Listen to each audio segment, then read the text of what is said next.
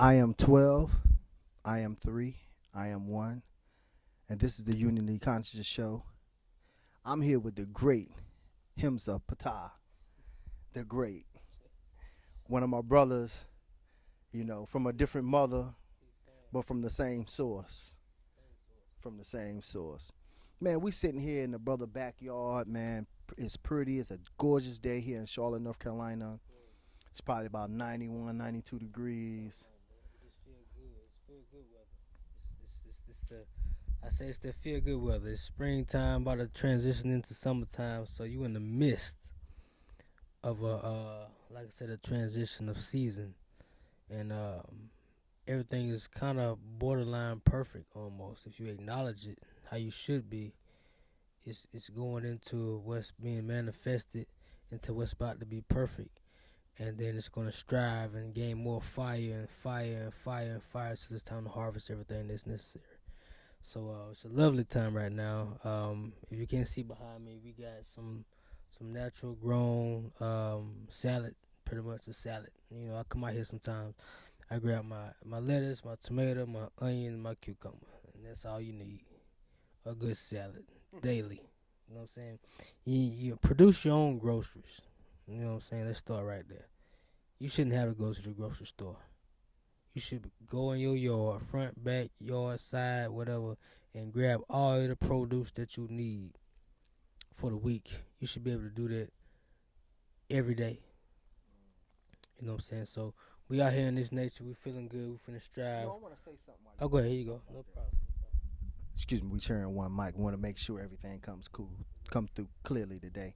When you talk about that, having the groceries, having your own groceries coming out, I can remember growing up as a child, and my grandfather and grandmother, they had a big garden in the back of the house. Yeah, and everybody I knew had a garden. As a matter of fact, my neighbor, Mr. Jeff, and my grandfather shared a garden. And I can remember I used to hate to shell the peas, snap the peas, you know what I'm saying, and do all those things. But now that, I'm much older and I look back, I'm like, wow, that took a lot of strain off of the workload, because my grandfather really was the only one that worked in the family. My grandmother would work sparingly here and there. But my grandfather was, basically the sole provider of the family. But if you really think about it, he didn't really have the load that a lot of us had today, because we had the garden. Now, he had to get out there and work that garden. But we had fresh food, fresh vegetables. I mean, my grandmother used to bag soup. She had the tomatoes, the what else she had in that? Onions, the green peppers, green beans, all kind of stuff, corn that she would put in that bag, man. And I remember it'd be wintertime and we had a big deep freezer, and mama go in there and grab the, you know what I'm saying, that soup. Yeah, man. All that, man.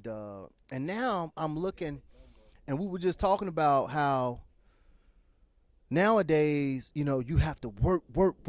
We become like slaves, to this system. And the number one thing that we mostly have to buy all the time is food. If you look around, there's more restaurants than any kind of other business out here. So what I'm saying is that a lot of our problem, and a lot of people complain about, having to work all the time, the slavery type of thing, and never having enough money to make ends meet. But look right behind us. You got the tomatoes, cucumbers, like you say, you got a whole grocery store right here in your back patio. And this is just your patio. Right. You got a little farm going in their neighborhood. They got a community garden. Like, this is the only neighborhood I know in Charlotte. They got a little community garden like that. They took look like an old basketball court, an old field with a fence around it, and they made a nice community garden. Like, I've never seen that before. That is so dope. And so, right, a bunch of beds, the tenants here, everybody get their own little space. These are the type of things that would keep us, from having to work so hard and being a slave to these businesses and corporations and all these things if we just grow our own food. Bottom line, like you said, and that's it's a simple solution, bruh. I stress this a lot to people. Oh yeah, it's everywhere, man. That dandelion stuff or whatever it is. But yeah, it's a common solution that I try to put out there to other people. Like we like doing hard stuff. We don't like the easy work, man. We enjoy. This is fact. When I say we, you know what I mean when I say we enjoy the struggle. For some reason, you know who we are, because we all we got. But we enjoy the struggle. We get a certain, acknowledgement or power, or we acquire a specific respect when we struggle, when we come out of nothing and become something. We think that's what you're supposed to do, in a sense, of course, because we're talking about seeds being nothing and growing into something, flourishing to planting fruit and life. I get that much. But as a people, why don't you go right into and become that seed and be the nothing that turns into something? Don't make your actions be the nothing and turn into something. You know what I'm saying? Become that as one, period. You feel what I'm saying? So we striving, you gotta survive or whatever. I got another topic on that anyway, like the purpose of survival, because I'm starting to see survival as being so pointless. You know what I'm saying? But we're gonna get into that, much later. But the simple fact that it's all about how your mentality is. You want people to do things for you. You want to do things for yourself. We got in our heads that it's hard to do things for ourselves. It's easy to let people do things for you. Why is that manifested? Why is that why do we consider that a solution? If I am the self and I know myself more than anybody, isn't it easier to do for myself? We don't think that way. It's your mentality. We want people to do this for us.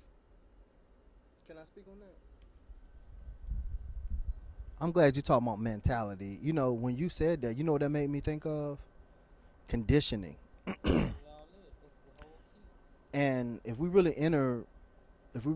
evaluate the conditioning, excuse me, I think a lot of it starts in school. Well, whoever your educator is, put like that. Right. And most of us in school, we start off with our parents. But even at an early age, from the age of 2, Straight to school, though. right, now we're even getting in school earlier and earlier. People putting their kids in daycare, 1, 2 years old. 2 years old is a very common number now. And we're talking about why do we have the mentality of allowing someone to do something for ourselves. I think it comes from the way that we're taught, the way that we are taught to learn. Just think about this. In school, they give you a book and they say memorize these things. Let me give you a formula. I call you smart for being Right, right. They call you smart for memorizing things, right? Now, what is actually happening? Somebody's doing something. They're giving you the answers, giving you the formulas, giving you this, and they're just saying, just memorize it, and you'll be successful. Really figured it out. But you have not figured it out. You have not went inside of yourself. You have not dug deep, close your eyes, and go to the real quantum computer, which is your higher self, your multidimensional self. Delve in your quantum, pull out the answers, see it, and all these things. We haven't been taught like that. We always been taught to memorize something from someone else. So really, if you think about it, that is a system of control, showing that you don't have the answers. You can never know the answers. You got to come through me, this school board, this education board, this credential system, this, that. So I can say that you're qualified to teach, to preach, to be a doctor, to be a lawyer. So I can say that you are qualified. You see? So really, this whole thing brings upon a mentality of dependence, a mentality of looking outside of yourself for answers and solutions. You know how many people do not want to deal with their problems, don't want to deal with their self. They look and they call somebody and complain, and they're the victim. They're this, they're that. They don't have the money, they don't have the answers, they don't have this, they don't have that. But if we're gods, if we're self-sustaining, or if we're baby gods, or we're on our way to something like that, at some point we got to get out of that mentality. Well, see, what I learned on that note is that you are what you worship. So you are, in fact, you know what I'm saying. I got that quote. I guess it's a quote from another source, but you put yourself in a position to be, um, I guess if you are performing things and you feel helpless, and then you looking to, like you said, an outer source for reverence or help or assistance or something like that, it ain't gonna happen that way. There are outer forces, there are outer entities and outer energies, but you gotta know that you are those entities on the outside as well as the inside. So if you're looking on the outside for something that you have within, it ain't gonna work that way because there's no balance. Same thing going on in here has to be transpiring out there so they can meet simultaneously, and then something will emanate and something will manifest in your livelihood. That has to happen. No, so like if you are what you worship, if I'm worshiping myself, why would I worship anything outside of myself then? If I am that. Now, if you are something outside of yourself that you are worshiping, then you are that yet and still as well. So you know we say you are what you eat. You are what you worship as well also. You know, so mentally, spiritual, physically, you create in your mind what exactly you want. It doesn't always happen, it doesn't always transpire, but you create it and it's there. It's up to you to go in there and unlock it and say, you know what, this is what's going to happen to me going forward. Right. This is what's not going to happen to me. I'm not going to transgress. I'm not, you know, so whatever the case may be. You have that power to do so. You know what I'm saying? It all comes along with the will, our willpower. And I was speaking on this earlier because we're in the realm of where we live now, or where you are witnessing, what do you want to call reality. There are still limitations. There's still separation. There's still things you have to detach from. There's still things you have to embrace. But at the end of the day, you have that willpower, the power of will.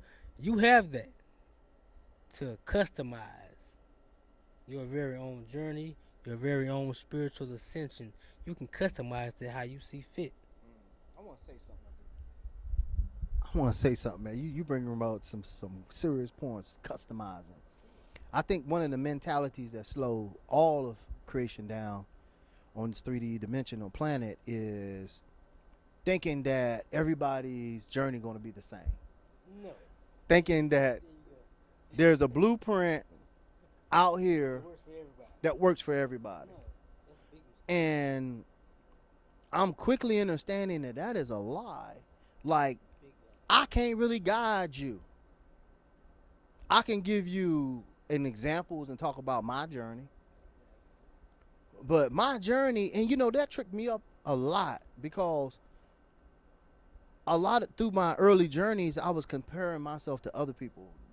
People I used to follow on YouTube and hear them saying this and that, and they channeling this and they channeling that. And I'm like, wow, am I really progressing? Am I really expanding? Because they sound like they did so much ahead of me. And then I had to really sit back and say, you know what, hold on. I can sit here and spit some stuff to some people, and it'll seem like I'm so much ahead of them. But at the end of the day, really, everybody got their own specific journey, like they got their own specific life, like they got their own specific fingerprint, handprint, all these things. Like, it's so individualized. Why Like, I have a different fingerprint from you? Right. That means nothing that I do gonna be the same as what you do.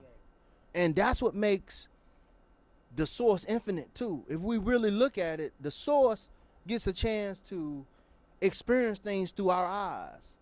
Like we are a central point of view, individualized.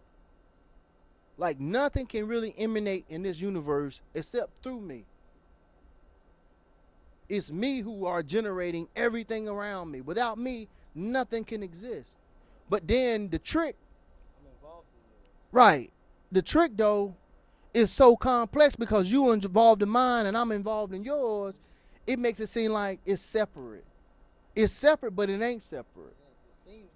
It seems that way, but it's separate in that we get the individual will, like you're talking about, to express ourselves individually. You know, through our thoughts, through our creations, through the things we want to do, all of that is all unique. Fair? I think it's fair. Is that fair? I think it's fair. Is that even fair to operate like that? If you God,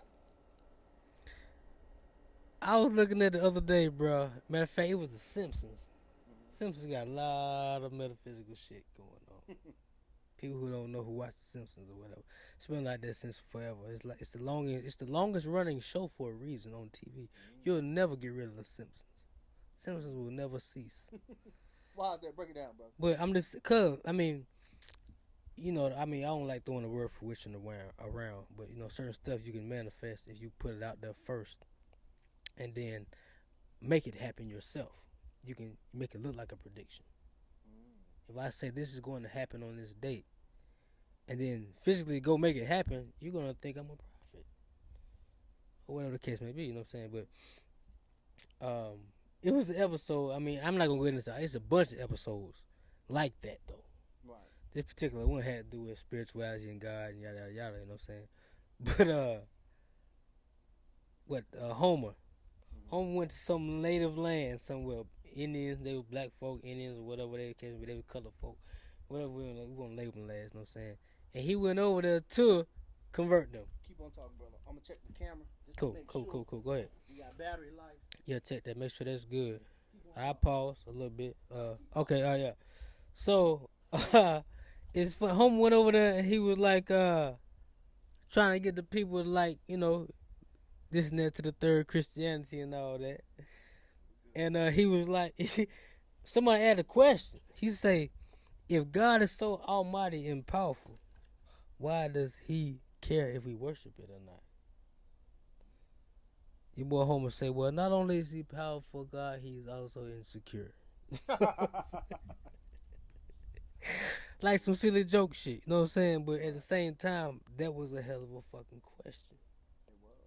Because if we are the gods, do you think God is insecure? but that's what I'm saying. Why, if we are the ones who are operating in the likeness of a God, one who creates, gives, takes, you know, all the above, you know what I'm saying? Why would this higher power, this entity, give a damn whether we kneel to it or not? Right. Whether we say its name or not? This entity, this power, this absoluteness, this all encompassing, who needs nothing, who is all. I don't need you. What power am I getting from you? I'm already all powerful. What am I getting from you? Right. If I'm saying, so that's how you know it's not separate from us. Yes. So revamp that and be like, okay, because I am that. And I have insecurities. And I have insecurities. Right. Also. So yet and still, like if you coming into number one, the source of duality is non-duality. Number one, that's where that has to come from. So we're in a situation what you said earlier, like man, you had just touched on it before you got up. We talking about the bring me back real quick. Being Being dependent on something. Yeah. So if I'm looking outside the self, being dependent on, let's say, you gotta not in the realm of time and space, but on the astral level. So say you gotta merge, right? I'm saying, so I have to be in a situation where I'm operating in my higher self, but acknowledging what my lower self is doing, and I haven't reached my lower self yet enough for it to learn from me on how to stop doing what it's doing. Period. So it can merge with me, so we both can be on a higher level of consciousness. Right. Now, and that works in reverse too. If I'm on a lower level, my mind and my thinking, I'm still ignorant to the fact that I can merge with this higher self of me and quit doing this stuff, this extra shit that's keeping me down. And all I gotta do is merge and create that balance, and then act on that higher level myself. See what I'm saying? So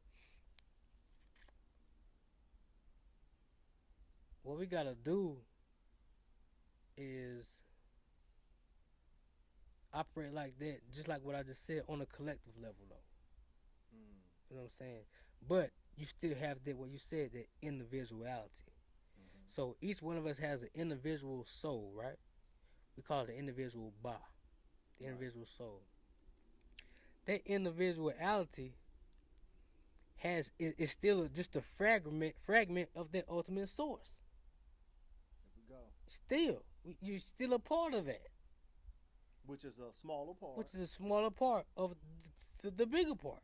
Right. You're just that. So if you can just merge back, ascend, transcend, and get back to that original source and operate on that level, then it's smooth sailing after that. It's all good to go. You know what that brought to mind is merging back with self is knowing and acting like the source. Knowing. Right. And so what I'm coming to know is that, you know, we always had this mentality of some of us, you got to be real, being real. What is real? Then you got the ones who say, man, I'm going to fake it till I make it. Now let's just think about this, because this conversation about this whole video is going to be about mentality.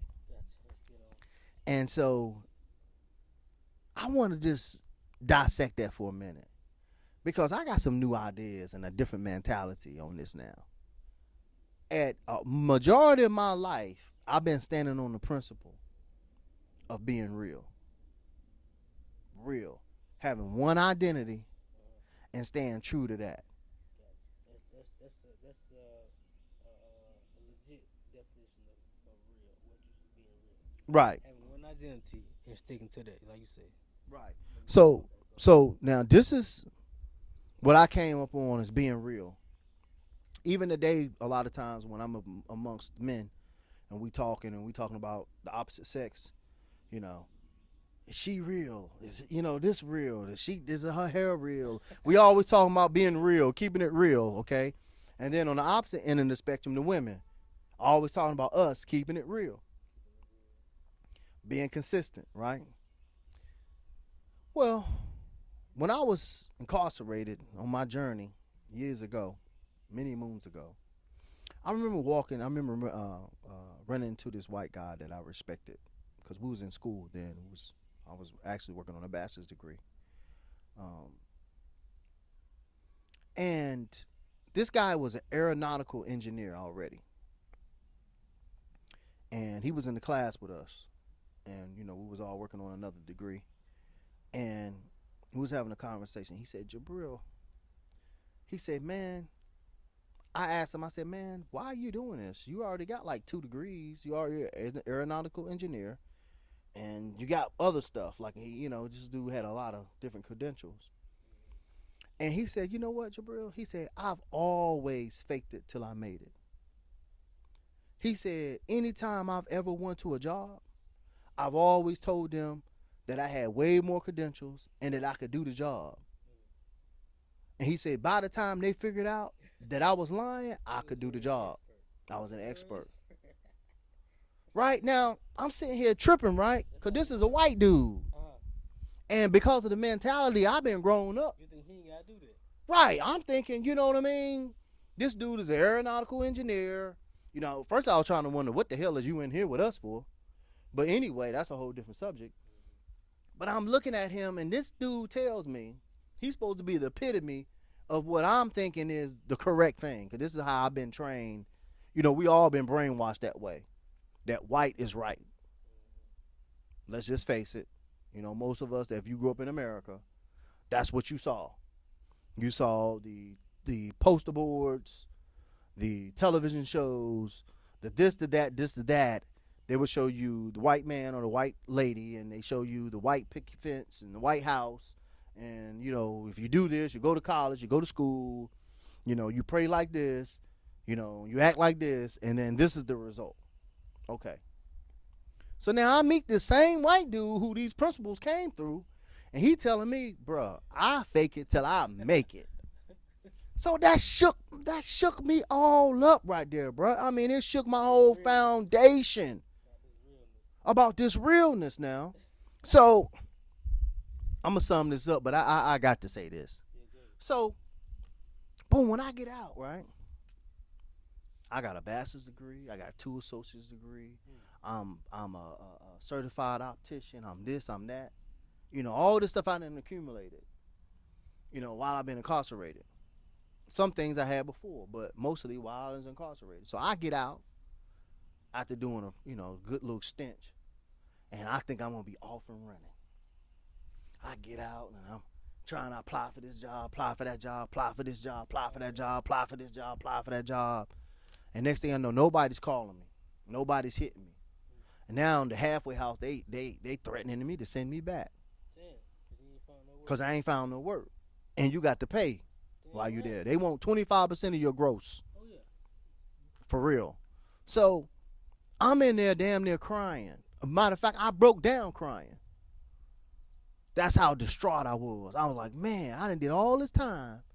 I done did all this what's called right. And they threatening to lock me back up because I can't find a job. And after a while, it took one of the brothers that I knew who was working for this tree company, cutting tree limbs back. That's how I got a job. $8 and a half. But I was happy because I had a job. But it was later on when I was in the halfway house, my roommate was an electrician. And I was asking him, man, like, dang, bro, you come in clean every day. You got money in your pocket. What are you doing? You know what I mean? And he was like, man, I'm an electrician. I was like, man, can you get me on? He was like, yeah, man, I can get you on. All you got to do is go to Home Depot and get these tools, I'm telling you. And we're going to go down there, and you're going to tell the dude that you got 2-3 years of experience. You're going to fake it. You're going to fake it. And about the time they figure out you ain't got it, I'm going to have you straight, and you're going to be good. Right? Word. Now, I go in there, I do exactly what he told me to do. We go to Home Depot. When I got my next little check, I went to Home Depot. I got some tools. Boom, we went to the place. I told the people I had 2 years experience, and I've been doing this and I've been doing that, and they hired me right on. And within a week, people were showing me this and showing me that. I was learning. And to make a long story short, man, 5 years later, I had my license. I started my own electrical company, and I've been rolling ever since. By faking it. I faked it until I made it. Now, I had to sit back and really look at this, man, because we've been sitting around calling ourselves Jabril, Lamont, Todd, Chris, and we've been sticking by that. But then you'll take a person that they call an actor, Will Smith, Jada Pinkett, whoever you want to name. Pretenders. Right, they pretenders. They're going to go and actually act a role that they don't really do, but they get into it, right? So much so that you believe in that character and you go spend $20, $30 to go and watch that movie. That man or that female just faked it until they made it. And so now that I got the information that I got, and I know I'm multidimensional, I know I'm quantum, I'm challenging that whole mentality of us sitting here defending one position, defending one identity that ain't even really real anyway. So we've been conditioned to be that person, that one person. No matter what, you defend that. You stay there. You could be about to die. Everything falling on you. The whole world crashing down you, and you've been trained to be true to self. Be real now, bruh. I'm throwing all that out the door, man. See, because what you're saying is there's no adaptation. Those actors or whatever are adapting to their environment. Right. So you gotta adapt to that. Right. So I'm saying, so because like you got the it's funny how you told that story though, man. Fake it to me, because the whole time you was faking it, you really was keeping it real. I was really keeping it real. And you want to really dissect that. Faking it till you making it is keeping it real as you can really possibly be, right, and adapt to the situation. Right. Sometimes you gotta get thrown in the water, then learn to swim. That's how that works. I like that. And that's how it works. I mean, for a lot of what we call or who we deem successful, that's how they got successful. That's how they got successful. If you're successful right now, because you just jumped in there and learned as you go, and then you got the way you wanted to be on your journey or on your quest. Because every individual soul, like we said, every individual bar has its own journey or quest. Now your quest is going to take you all around, up, down, about, through, tomorrow, back, forth. It's going to be reincarnations. It's going to be, you know what I'm saying, concepts, precepts. That's on the quest. Right. If you on a journey, it's either going to be narrow, straight, or the path is going to be a little crooked. But it's still in that one direction. You're not going to circle back around. So you got to know. You know what I'm saying? We mentioned faith. We mentioned beliefs. No, you got to know. Not only where. I'm not going to put the where on the emphasis. I'm putting the emphasis on how and when. Because how requires action. And when is moment by moment. To where you need to end up, where you think you're going to go and where you want to go. Because that power is still ultimately up to you as the individual. So, you know, dealing with the powers from the ultimate source. You know what I'm saying? Or however you want to, you know, call that or label that situation. But yet and still, if you are feeling like you are faking it, you know what I'm saying? You might want to, we ain't got to go too far and say that this is a lie. Or this is well, you know what? We can say that. You can. There's no such thing as a lie. My next word is gonna be deception, because I'm gonna say deceiving. But when you're deceiving, you're just altering. You're altering what's really there. You're being persuasive. You're being persuasive, or some are corruptly persuasive. I'm gonna say. Yet and still, the original thing is still there. I'm just corrupting it. I'm putting something in front of it. I'm clouding it. I'm messing it up. It's still there though. Right. You feel what I'm saying? The prototype is the archetype is there. So if I'm faking what's really still there. You're just looking at it differently. So when I accomplish that, when I get there, when I'm perfect at that, what's behind comes to the forefront. Plain and simple. That's so dope. That's so beautifully said. Like anything we really want to do and really want to be, all we got to do is start doing it. Start believing that we are that. You can say we're pretending it, but you're just on that journey. You're creating it. You're creating it. You create it. How are you gonna be a doctor if you don't believe you already a doctor? Already one. You just said it. How you gonna be something you don't already believe? But that you right. So now this is a whole different mentality of thinking. What I call it is merging into things. Now I'm getting out of the building something, chipping and adding a little bit to it. Now I'm just walking into stuff. I'm just merging right into it. What we call it the jet. Mm-hmm. It's already established. You don't have to go into chipping things, piece, period. Although, I want to say puzzles do when you puzzling piecing things together. It does. You do gain experience, or you learn faults But that you thinking know, just slows us I down. know that's what I'm saying. That's what I'm getting at. That slows you down. That's why it takes you forever.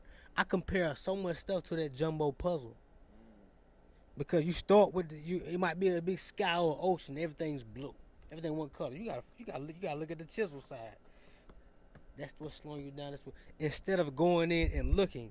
And number one, you got a jumbo puzzle. You know where everything goes by just looking at the box. Right or wrong? Is that a lie? You look at the box of a jumbo puzzle. It's there. It's there. It tells you where everything goes. Just do it. You pour it out though. Then you don't put it together as the box says. Right. You take your time. You slow down. You hit your. I'm gonna do this. You miss a little piece. This goes in that. Instead of thinking and going straight directly to this situation, and just put together the goddamn puzzle. Right, and it'll come right and together. it'll come right together. Right. If you don't think about You it, don't. Yeah, exactly. You're not thinking. you We're don't not thinking about it. strategize it. If you don't think about things and strategize things, things just happen. It's when you start doing all that thinking, is where you mess up. I always like to talk about, even on the basketball court. It's not just thinking. It's what you're thinking about. Well, I'm going to say thinking, period, because my mentality now, since we're talking about mentality, the mentality is to get out of the mind and into the heart. See, the mind is the maze. Right, but we know we got just as many nerve endings going to the heart as we do going to the brain. And that brain is built like a maze.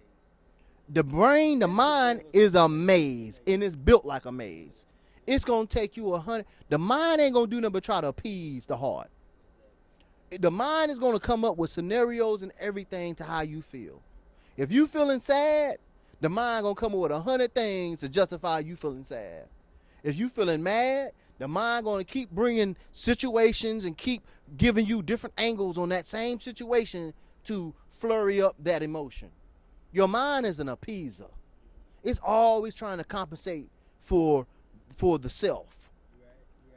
But see, now when you get into feeling, the divine in it, the divine feminine, which we lost, then you start to feel and stop thinking, man, I feel I need to do this right now, instead of I think. Because when you say you think, you're going to come with 100 excuses not to do it. You're going to procrastinate. You're going to think of 100 reasons why it's not going to work. All of that. But when you feel something, you ain't doing all that thinking. It's like on the basketball court. They call it the zone. When you on that basketball court and you thinking about that ball going in, it never goes in. But when you just let that thing fly and you stop thinking, it goes in every time, because that's a feeling.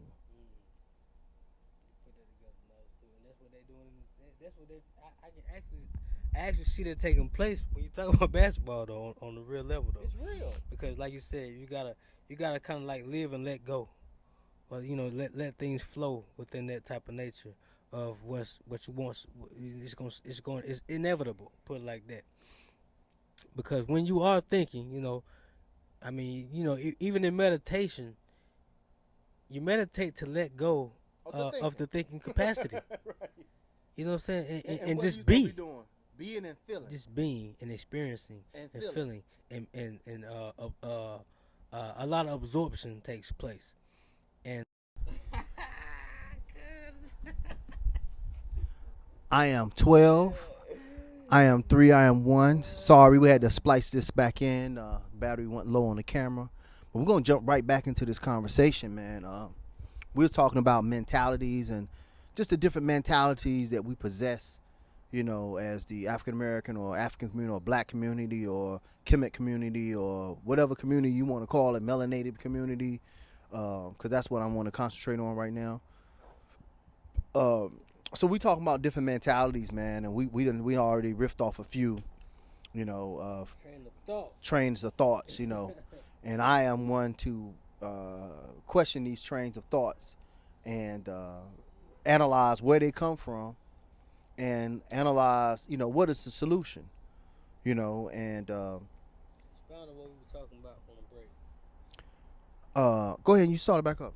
I kind of want to get off. We were talking about conditioning, and I know you brought you was talking about a seed being a seed. Yeah, I was saying like how how complex things can be and how simple we think, or how we should take something that should be simple and we should get it done right then and there versus us wanting to struggle.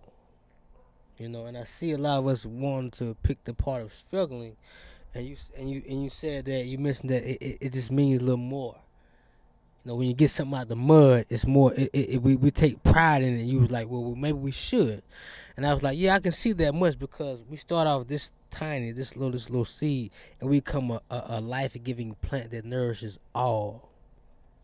That takes a struggle, but it's simple to plant the seed. See, you gotta find the balance and everything.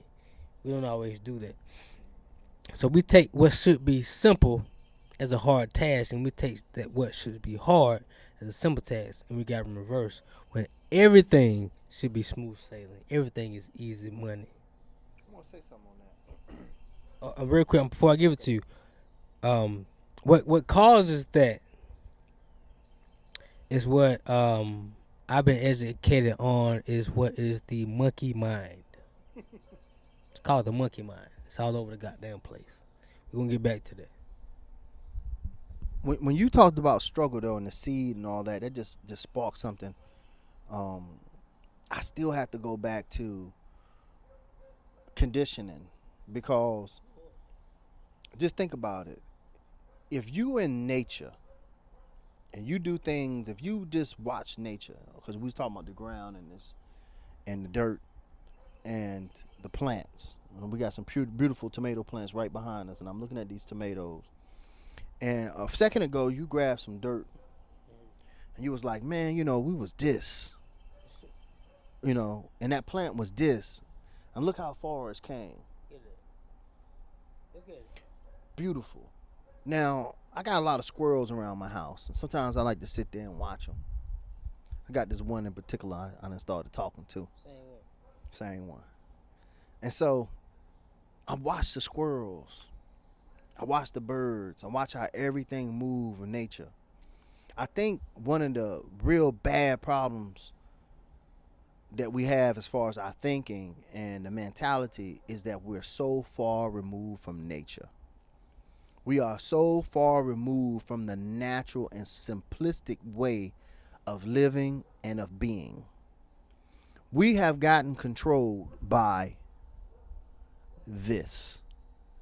We have let a people tell us that the pursuit of technology is the most important pursuit of mankind.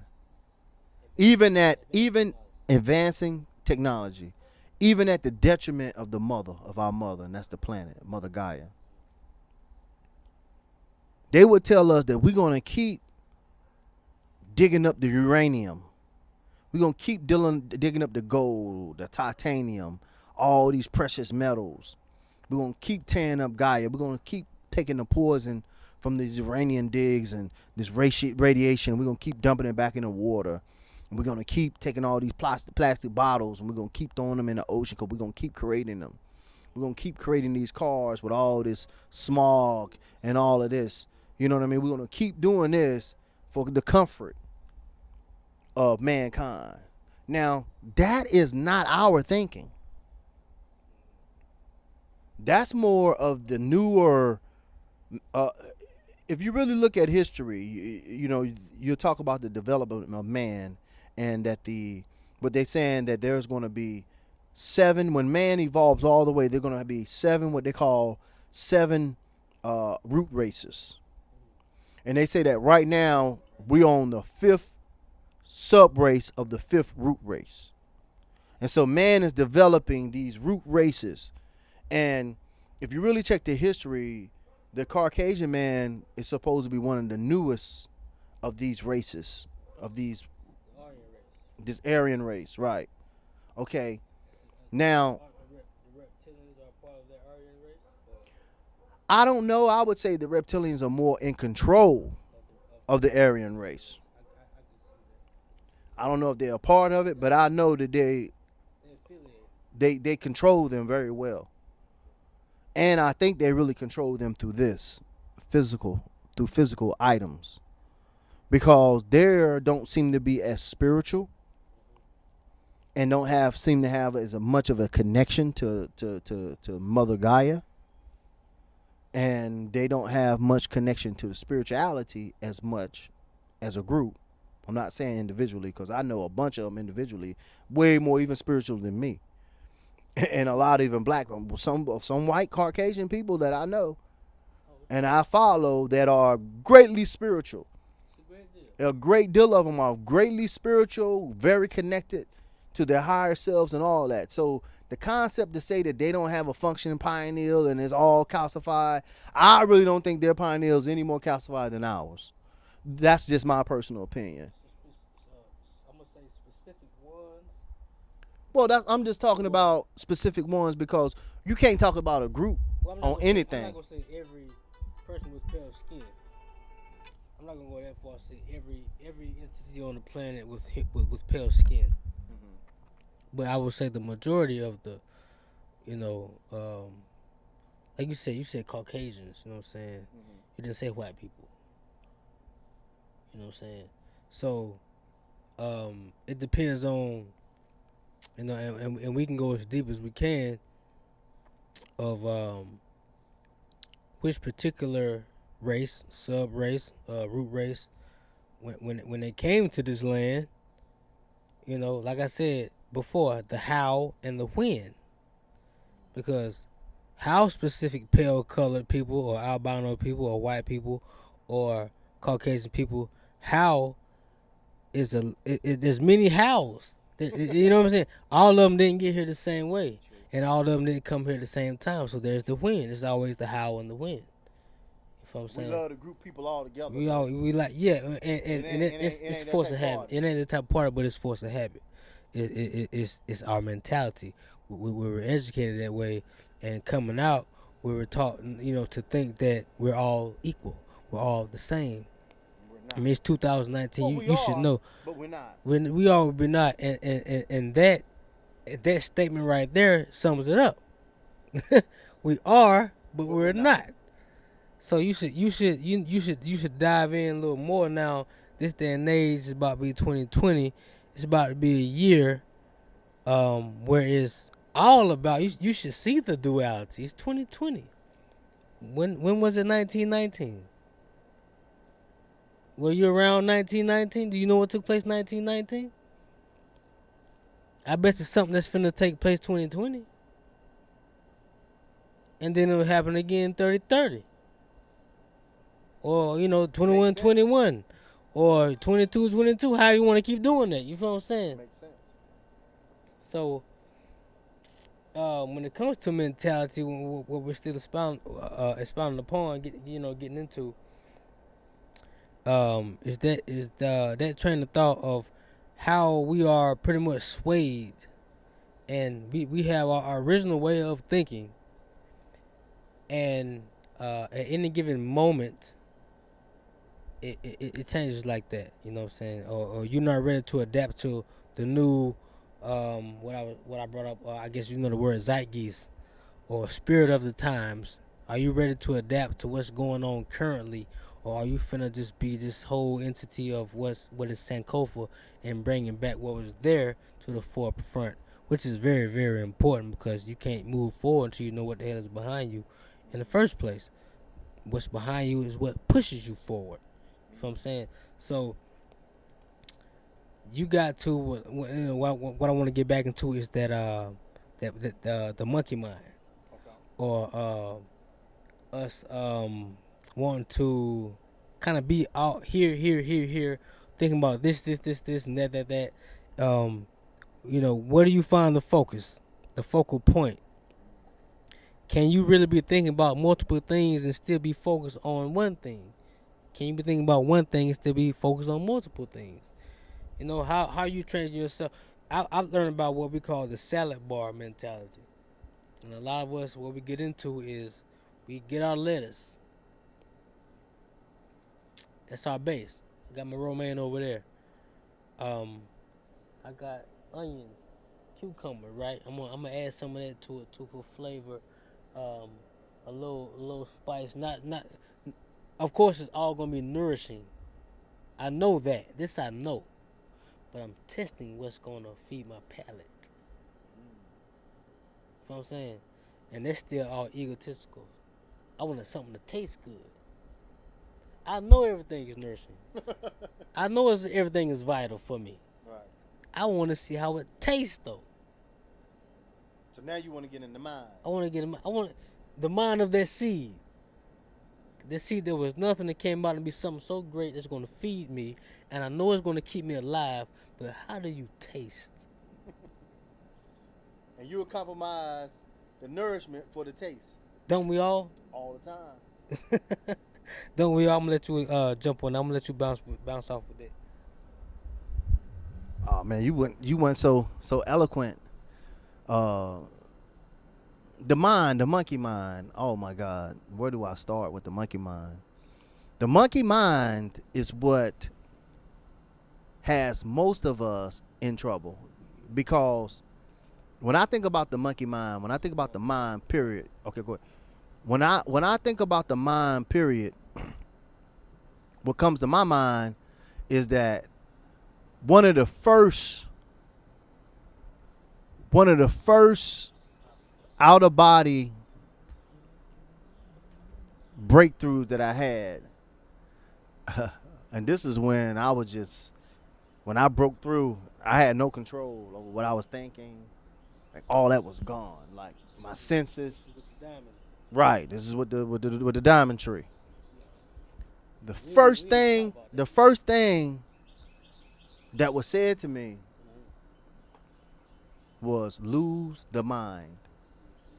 You are not the body.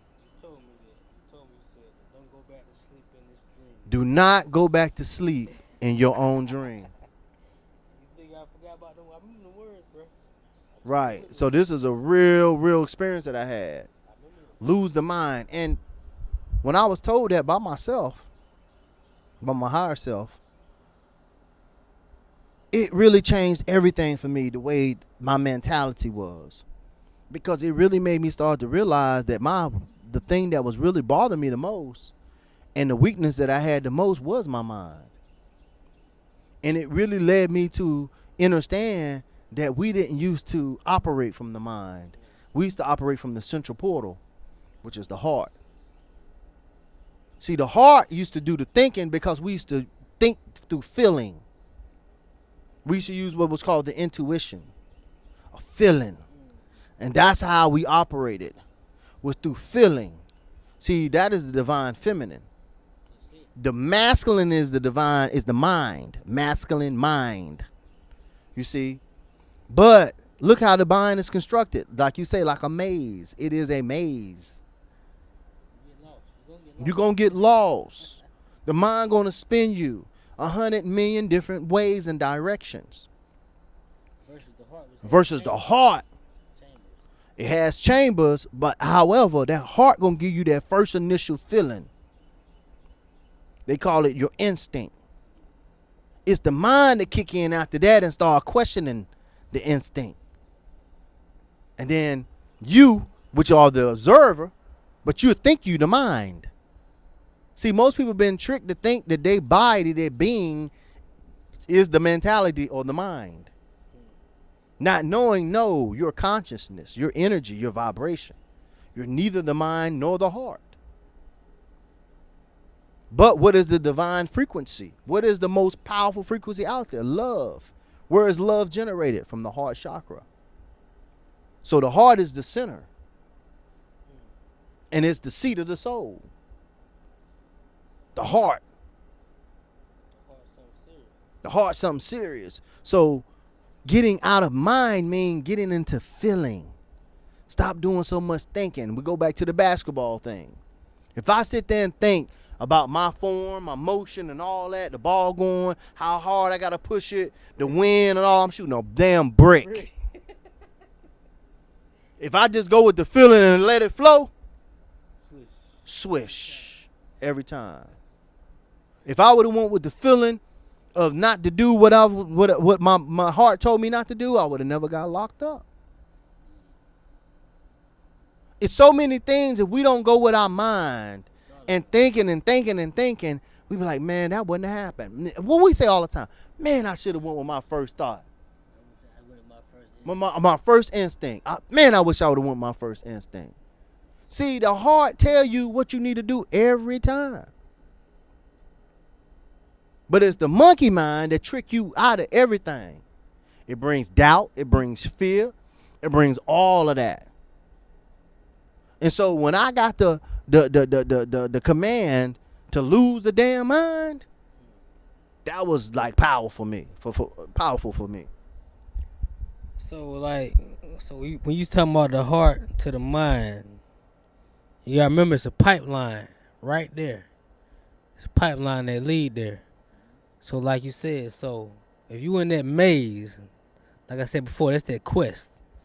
You going on you going all over the place in the quest. You up, down, left, right.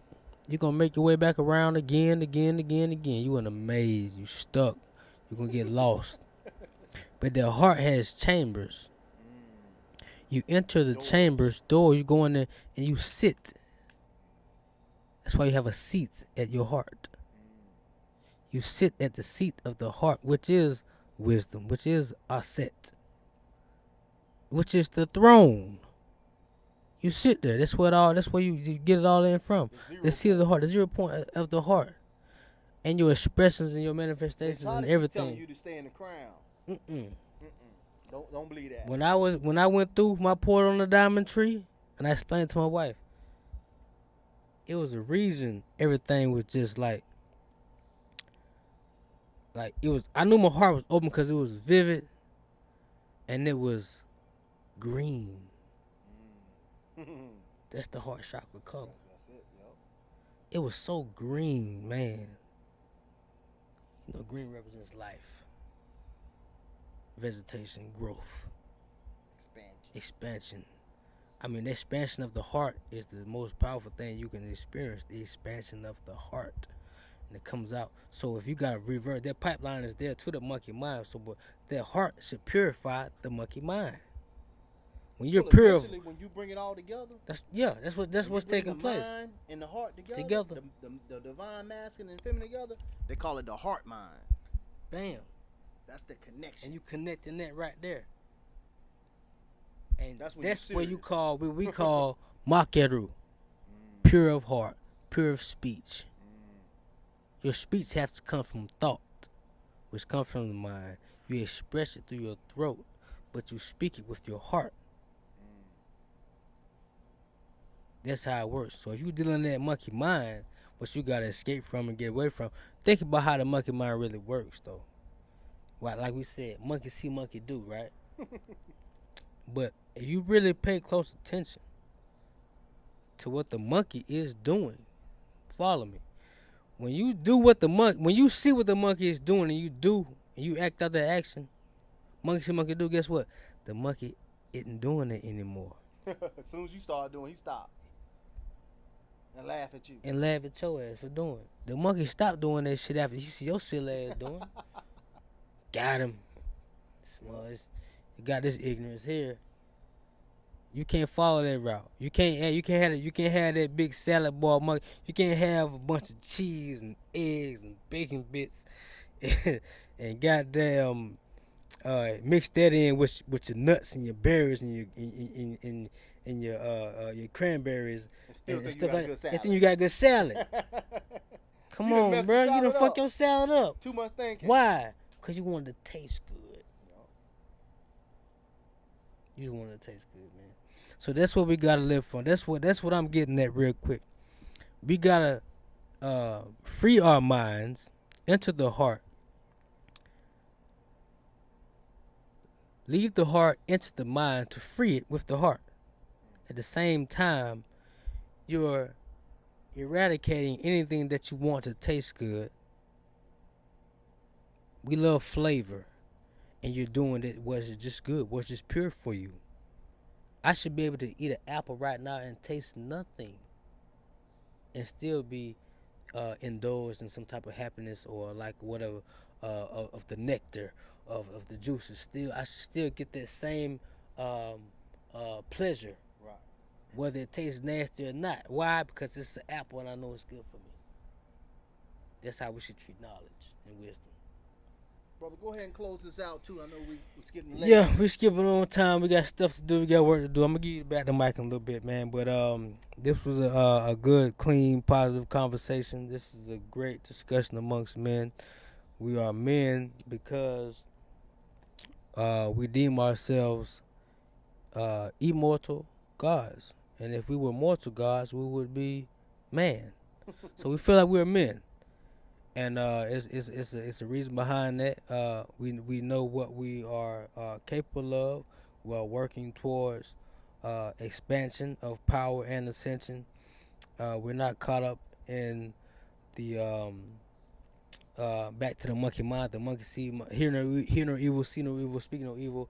Um, we are entities of the self, and we know where we're operating in this realm of time and space and separation and limitations.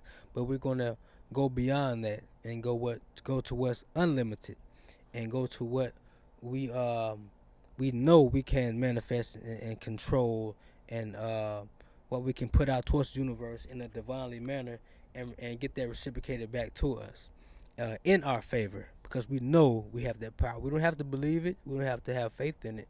We know it because we practice it, and we go through our daily disciplines, and we have to pretty much connect, not just to one another, but with ourselves, to bring out the greater good for all of us, so that we can, if you want to survive. I forgot we didn't get back on survival. We're gonna get back to that on another episode. But if we decide we want to get back to our instinct mode or surviving, it's certain things that we can put in place. And I did promise to mention something the last time I say we get together. I was gonna give y'all a good game plan for that. I didn't this time. It skipped my mind because we had a different topic to talk about. But we'll get back on that next time. I promise I'm gonna bring it up next time. But Nuke Punuk, Him Sapata, Jehudi Kepaka, I'm with 1231, the only one who is 1231. And I'm gonna let him close out. You know what I'm saying? This is your show, baby. Man, listen, this is why I always like to come and kick it with the brother Himsa Patah. Very knowledgeable. We get together, man. We bounce energy back and forth off each other, and we build, and just closing out, man. Let's all start to come together and centralize ourselves with other people in groups, small groups, big groups. Let's start getting that unity consciousness going. Let's start getting that unity energy. And as we do that, the group's going to get bigger, and then our community is going to get bigger, and our vision is going to get bigger, and our version of New Earth is going to be bigger. Like he said unity consciousness, not just unity. Unity consciousness, meaning come together and be thinking and speaking about the same thing, on the same level, on the same capacity, same frequency, same vibration. Okay, this whole segment was about mentality and how we think. So do that. Think together. There you go. Right. You see how we passing this mic and we sharing. We're gonna do this together, man. It ain't no big I's, no little U's. It's unity consciousness. And as we move into unity consciousness, what's going to happen? We're going to become one. It's going to be our dream. So I'm gonna close this out. I am 12. I am 3. I am 1. This is the Unity Conscious Show. Man, thank y'all for chiming in. And we're going to come with much, much more. Over and out.